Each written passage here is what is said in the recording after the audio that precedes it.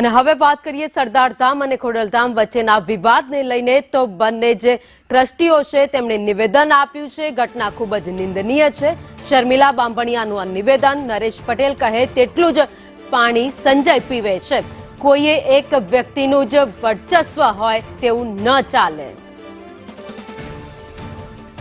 તો સરદારધામના ઉપપ્રમુખ જયંતિ સરદારા પર હુમલાનો જે મામલો હતો તેને લઈને હવે મામલો ગરમાયો છે। સામસામે નિવેદનબાજી શરૂ થઈ ગઈ છે।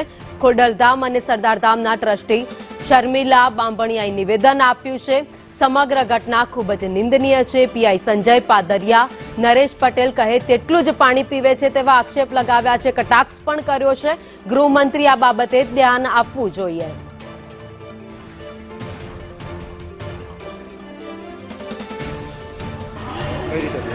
હું વખોડું છું આવું ન થવું।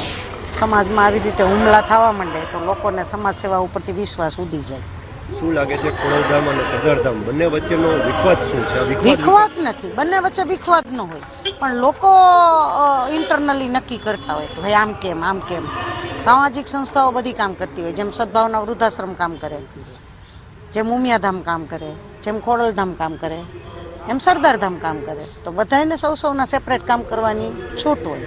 એમાં આવી રીતે દાદાગીરી ને ધમકી ને લુખાગીરી ને ઝઘડા કરીને કહેવામાં આવે કે તમે એમાં ટ્રસ્ટી રહ્યા તો પછી તમે ધંધો કરી લેજો ને તમે જોઈ લેજો ને તમે ફરી લેજો ને, આ નોટ ગુડ।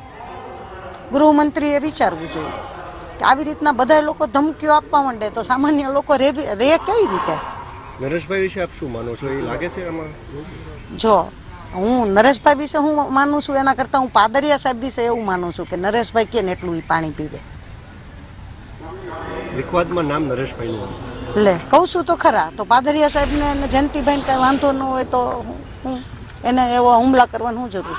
અને પાદરિયા સાહેબ પોલીસ છે, એને એટલી ખબર હોય ને કે કાયદાનું કામ કરે, કેમ કરવું જોઈએ કેમ ન કરવું।